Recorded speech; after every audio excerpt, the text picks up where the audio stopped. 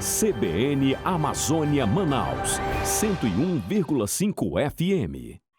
Oi, gente, tudo bom? Meu nome é Suemara Braga, sou colunista da rádio CBN Amazônia e falo sobre comportamento e educação. Aqui a gente vai estender mais um pouquinho sobre os assuntos conversados na semana e para esse programa de estreia, decidi trazer uma amiga maravilhosa, consultora materna e enfermeira, Eurânia Pita. Seja muito bem-vinda, Eurânia, que assim como eu também tem duas princesas, geração alfa, que são essas crianças nascidas em 2010, e vai abrilhantar esse programa de estreia. Seja muito bem-vinda, muito obrigada, Eurânia, por participar comigo desse mais novo canal de comunicação, de mais uma plataforma para a gente levar conhecimento. Obrigada a você pelo convite. Estou super honrada.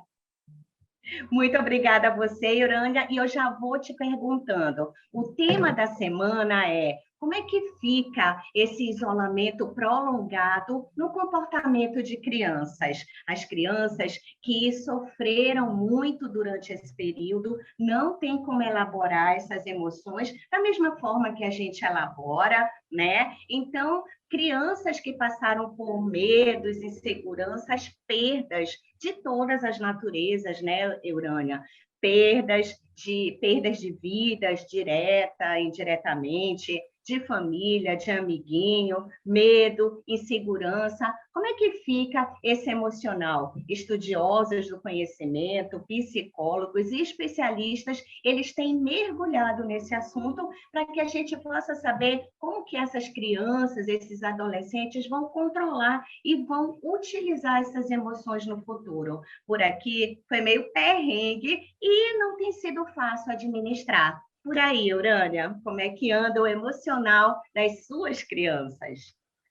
Por aqui, eu posso dizer que a gente viveu isso muito mais intenso no ano passado e a gente começa a tentar digerir de uma forma diferenciada nesse ano, mas a gente entende que a intensidade do que elas têm vivido tem saído tem ficado totalmente fora da caixinha, né? A gente vê uma forma de se expressar mais intensa, às vezes choro intenso, que você tenta entender o porquê, as discordâncias de pensamento, está muito aflorado, muito, muito à flor da pele. Isso daí dá para sentir, dá para notar, e eu acho difícil quem ainda não conseguiu sentir isso dentro de casa acompanhando, bem difícil.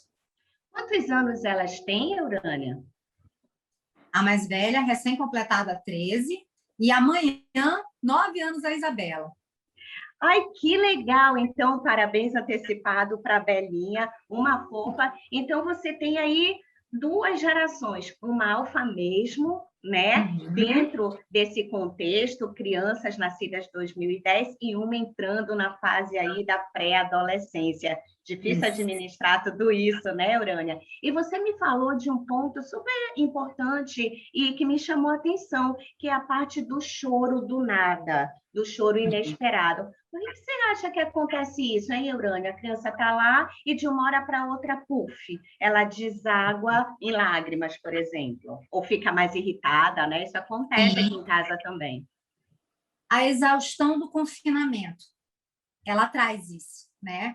A exaustão do confinamento. A gente vê isso naqueles realities, quando as pessoas estão no extremo, na exaustão, e olha que elas passaram muito menos tempo do que nós estamos vivendo. Então, as crianças mudaram, algumas conseguem sair dentro do ambiente de onde moram para, de repente, andar de bicicleta ou brincar ali com outro coleguinha, mas a gente já vê assim, a diferença do que foi do ano passado, onde a gente viu as crianças muito mais tempo confinadas, agora a gente já consegue ver umas podendo conversar com o vizinho, né? Podendo interagir ali na rua de máscara, a gente vê a diferença, a gente fica notando toda a diferença.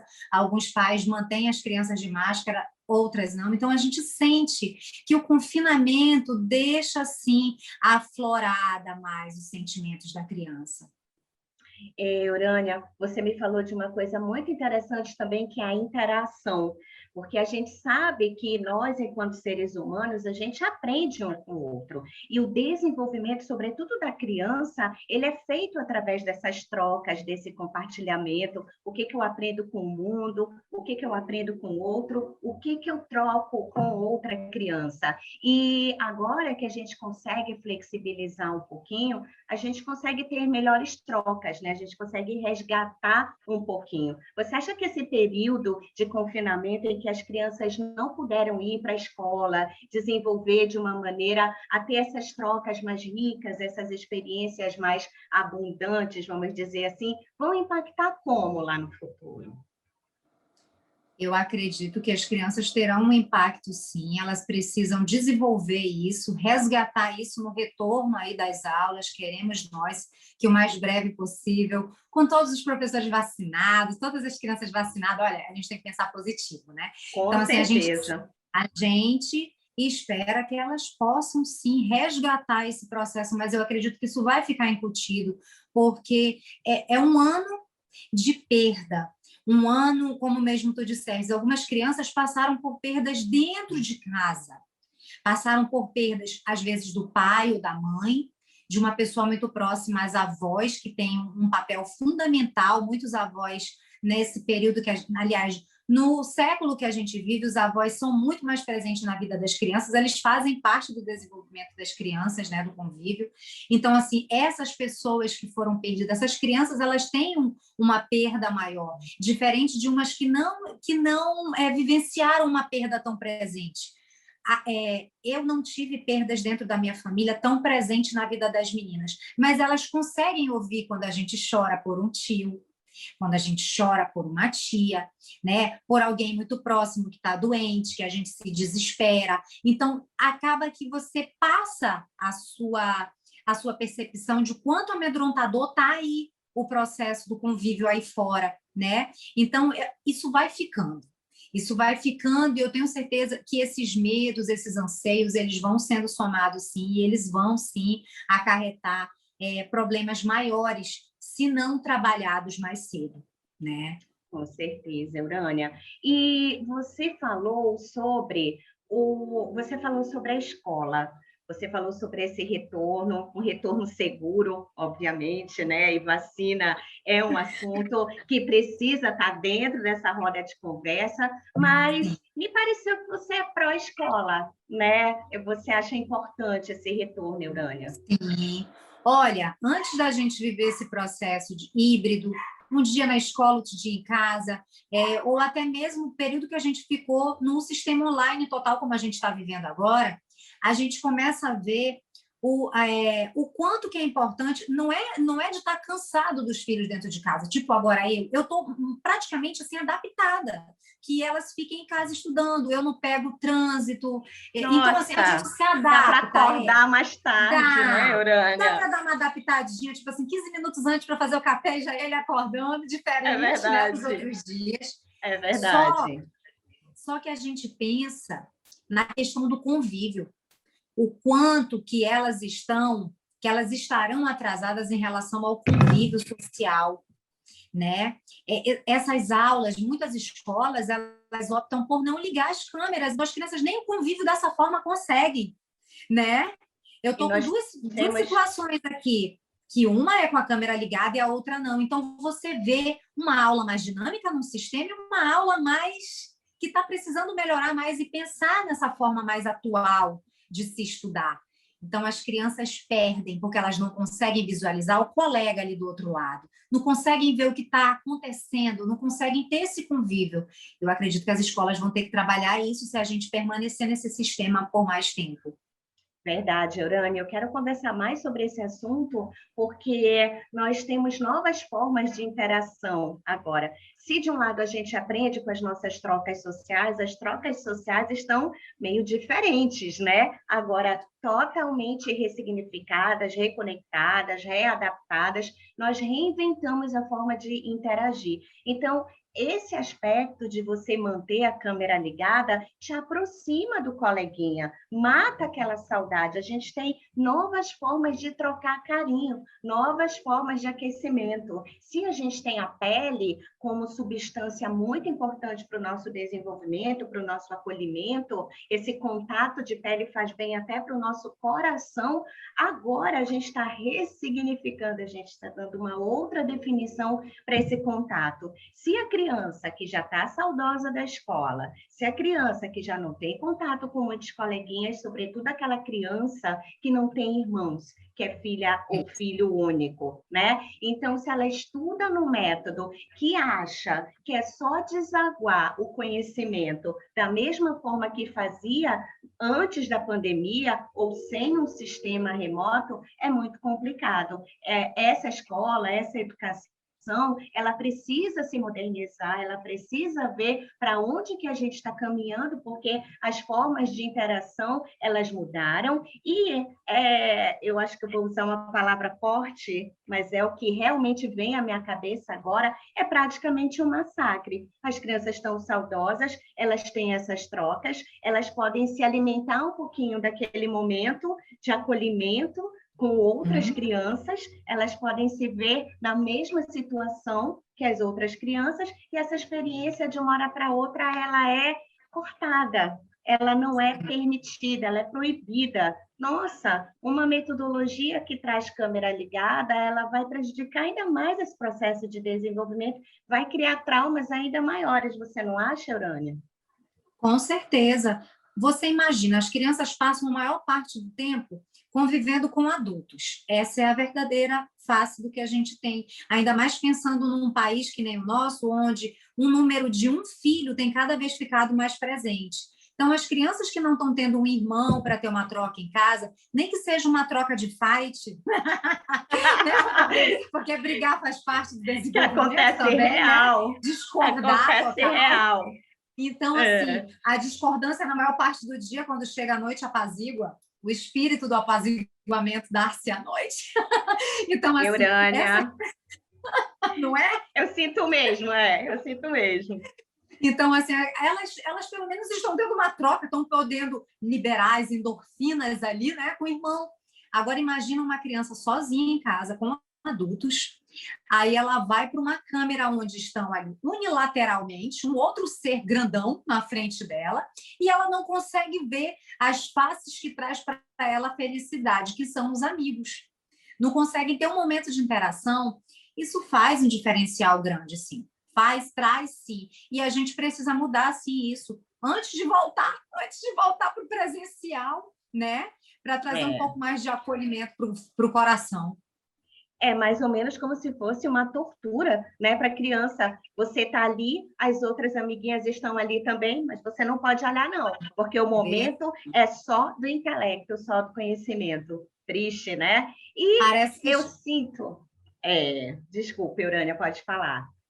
Parece que a gente está vivendo naquela época que eu lembro que na universidade, logo que eu entrei, para não me entregar muito na idade, eu entrei em 2000, né, na UFAM, e eu lembro lá na escola de enfermagem, tinham uns tablados, onde os professores ficavam lá em cima e os alunos aqui embaixo. Então, é como se a gente estivesse vivendo nessa era digital. É assim que eu me sinto nesse tipo de escola. Nessa fase diferenciada. Para não dizer que eu estou tão nos anos 2000, lá atrás, os professores meus mais atuais, eles desciam e iam para a nossa área conversar com a gente. Então, já era uma forma diferenciada. Já era um avanço, né?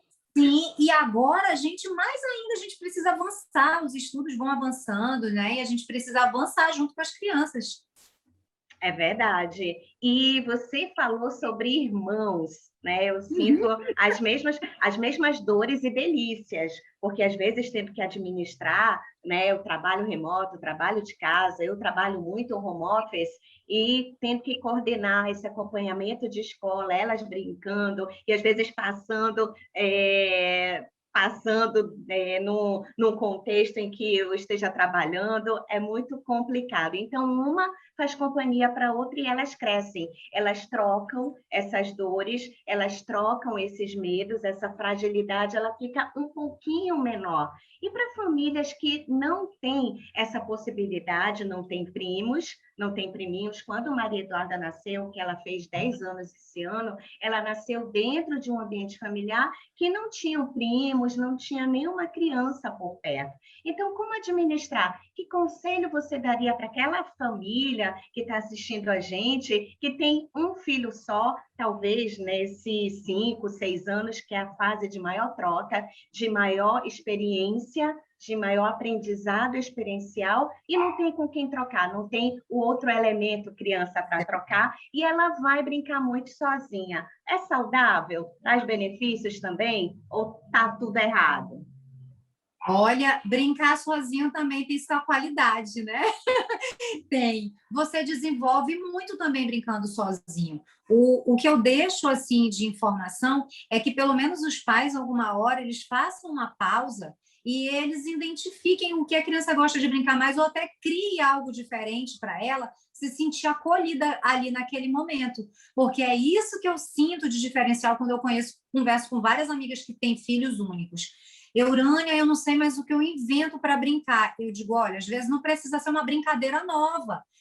Procura entender o que ela mais gosta de brincar, o que ele mais gosta de brincar. Senta ali e vai brincar. Porque às vezes a gente fica achando que a criança vai estar enjoada das formas da gente de brincar. Só que tem brincadeiras que vão ficar guardadas na memória. Vão ficar guardadas para sempre, assim como um bolo gostoso da vovó, um suco gostoso do vovô, eu tenho tudo isso de lembrança, né? Uma brincadeira que fica ali. Eu lembro que meu pai chegava tarde da noite em casa, nós só éramos 4, só 4.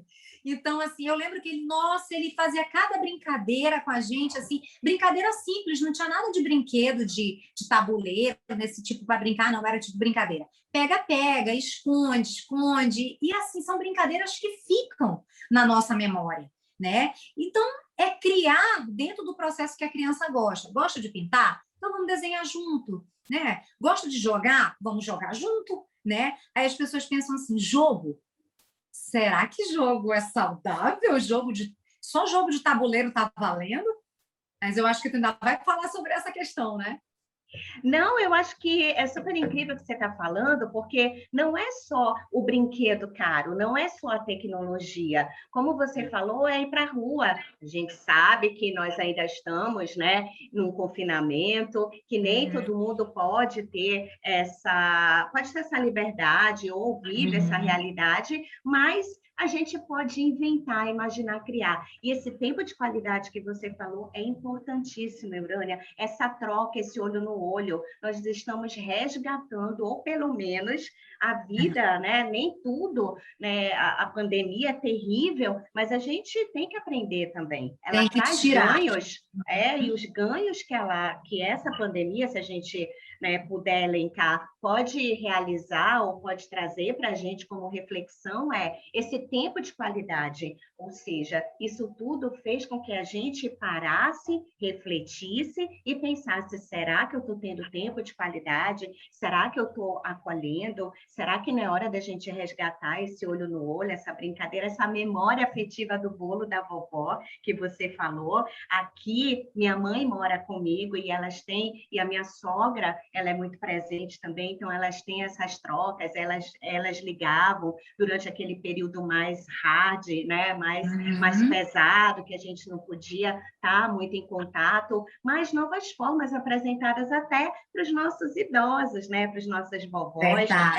Elas têm bisavó também. Então, a tecnologia ajudando muito nesse contato e a brincadeira que estimula, a brincadeira que cria, a brincadeira que permite esse tempo de qualidade. Então, para você que está acompanhando aqui em mais uma plataforma de comunicação, gente, ser mãe é isso, ser mãe é doar tempo também. Ser mãe é se apaixonar todos os dias, é querer fazer uma diferença todos todos os dias. Então, o tempo de qualidade, o olho no olho, não precisa ser toda hora, não, porque a gente sabe das outras atividades, a gente sabe que a gente está drenado, mas meia hora de olho no olho, meia hora para a criança, sem o celular, sem outras atividades, para o seu filho, você tem um ganho aí para o resto da vida que vai equilibrar essas emoções num período tão complicado, num período tão denso, né, Eurânia? Eu adorei. Sobre os jogos que você ia falar, fica à vontade. Jogos eletrônicos, quebra-cabeça. Minha filha mais nova, de 7 anos, ela tem, ao final de algumas aulas, sobretudo da aula de português, ela tem, vamos montar o nosso quebra-cabeça para ver se a mensagem deixada ela é positiva ou negativa. A Valentina ama esse momento, que aí vai desenvolver, vai criar, vai desenvolver, vai trabalhar com emoções, vai trabalhar com sentimentos. Eles trabalham muito com sentimentos em todas as matérias, eu acho fantástico essa troca socioemocional e está usando da tecnologia como ferramenta de aprendizagem também. O que você tem a falar sobre os jogos, Eurânia?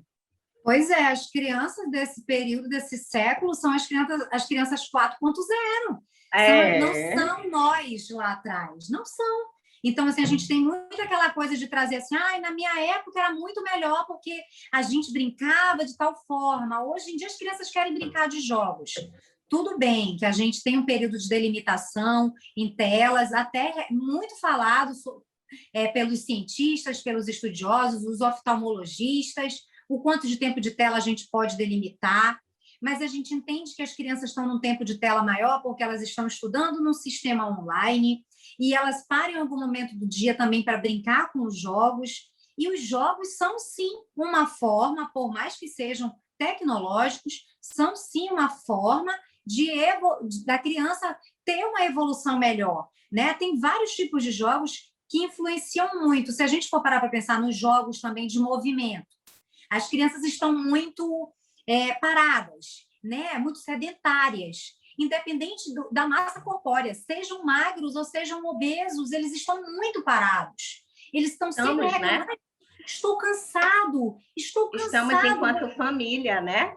Sim. Então, os jogos de movimento, eles distribuem isso também, eles trazem saúde. Então, é só você classificar o que pode melhorar. Um momento de dançar de qualquer jeito, sem esse negócio de dizer de passinho certo de um jeito para lá e para cá. Tem coisas que ficam, tem aquelas dancinhas, né? Tem aquelas dancinhas bobas que saem assim do nada, que tem sempre um pai maluquete, né? Vamos botar a culpa nos meninos. O Daniel é um aqui em casa, de vez em quando chega com uma dança ali diferente, a gente olha assim, né? Mas aí tá isso sempre também gera graças, memória. Né? Sim, né? Gera. Tem sempre assim, umas quebras que você consegue fazer com a criança de alguma forma e que você traz ela para sair dali de onde ela estava. Então, assim, os jogos eletrônicos, eles trazem essa, assim, aproximam. Eu lembro que muita gente falava assim, quando eu tive as meninas, não vai ter um filho para jogar. Como assim? Mulher vai onde quer que quiser, né? Então, assim, aqui em casa, eu tenho 2 games. Batem um bolão com o pai. Ponto. Total, né? Total. A mais nova joga xadrez com o avô e o pai, de forma digital, né? Que o sogro, a gente também não está nem... A gente mora no mesmo condomínio e a gente só se viu ano passado, numa época, acho que comemorativa, foi o aniversário dele. Mas, assim, jogam online. Estão interagindo? Estão. Está valendo? Com certeza. Eurânia, os especialistas falam que essa nova geração, lá no futuro, com tantas marcas, elas vão ser mais conscientes, mais altruístas, elas vão ser mais empáticas e elas vão ter mais cuidado com o planeta. Então, vamos torcer que a gente faça a nossa parte, né? Porque para essa nova geração que vem com tudo, que argumenta, que sabe realmente o seu lugar no mundo, a gente precisa se reinventar. Eu acho que aí nasce, com essa nova geração, nasce um novo modelo de pai e mãe também, né? Aproveito para te agradecer esse programa de estreia, dizer para você que foi ótimo ter a tua companhia nesse primeiro programa e deixar as portas abertas para você sempre aparecer por aqui E Obrigada. eu queria deixar para as tuas considerações finais, já agradecendo a presença de todo mundo e convidando para os próximos. Esse é um lugar para conversar sobre comportamento e educação. Um beijo para você. Eurânia, é contigo a bola. Oh, jogou a bola grande. Obrigada, Suimara. Eu adoro o programa de vocês. Você tem toda essa pegada educacional aí que encanta realmente a voz, né? A voz que acalenta. Então, assim, eu fico muito feliz de ter aí iniciado contigo esse processo. Desejo muito sucesso. Acho que a gente tem muita troca para fazer. Nós somos pais que somos o farol para os pais que virão. Né? Os nossos filhos, eles viverão esse início que também os filhos deles ainda podem vir a pegar de uma diferenciação escolar, né? Que todo século muda, toda época muda. E ainda vivendo nesse século, eu acredito que eles vão ter uma cabeça muito mais aberta do que a gente, que ainda está martelando o que modificar. Né? Com certeza, é a nossa vontade que eles respeitem as diferenças, que eles amem e que eles sejam acolhidos nesse novo mundo que ainda está sendo processado, que a gente não sabe muito bem, a gente só sabe que a gente torce para que tudo dê certo, com mais esperança e mais amor também. Eurânia, foi super legal. Espero vocês no próximo programa. Muito obrigada pela companhia. Tchau! CBN Amazônia Manaus, 101,5 FM.